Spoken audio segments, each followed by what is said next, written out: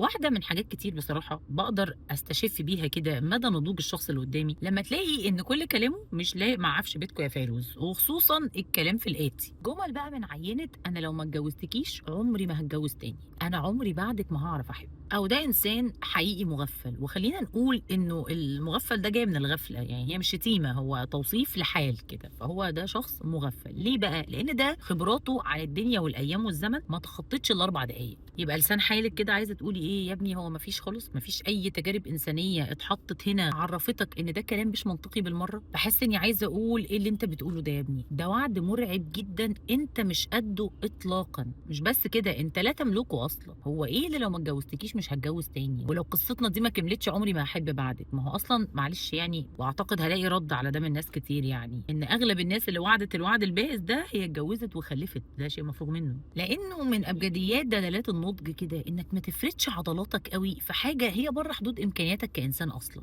أنت مش مسيطر قوي ولا تعرف الثانية الجاية فيها إيه، وإنك كإنسان متغير أصلا بأفكارك وطموحك واتجاهاتك، وذوقك أصلا بيتبدل ويتغير. طيب هل معنى الكلام ده إننا ما نوعدش حد خالص؟ لا طبعا، قول وممكن توعد، بس ابقى عارف وأنت بتوعد أنت فين وبتقول إيه، ودايما بتزود على كلامك إنه ده اللي بنتمناه وده اللي بنسعى عشان نعمله، لكن مش بالضرورة هو اللي يحصل. الله أعلى وأعلم إيه اللي ممكن يحصل في آخر الفيلم. الإنسان الناضج هو اللي دايما بيسيب مساحة للمفاجآت، لأنه طول الوقت القدر بيلعب معانا ألاعيب وحاجات كتيرة جدا بتبقى بره حدود خالص توقعاتنا. من أكتر الوعود اللي بتبقى قاسية جدا على بنات كتير ومدمرة ليهم هي فكرة إنك توعد إنك لو ما اتجوزتهاش مش هتتجوز تاني. الضمانة دي ضمانة فيها تخفيلة كبيرة جدا، كونك أنت مغفل وكونك بتغفل اللي قدامك. فرجاء خاص ناخد بالنا كويس قوي احنا بنقول للناس ايه وازاي وامتى، وبنقول واحنا كثافتنا النفسيه عامله ازاي، وهم نفسهم هيستقبلوه ازاي، عشان ما يجيش يوم تلاقي نفسك متشعلق كده في ذنب ان في بني ادمه انت وعدتها الوعد ده وانت ما كنتش قده اطلاقا، وان هي هتقعد في ليله تتفرج على صور فرحك وتتفرج على صور عيالك، ولا قدر الله ممكن تبقى بتدعي عليك لان هي مش قادره تتخطى انك وعدتها وعد كبير قوي انت مش قده.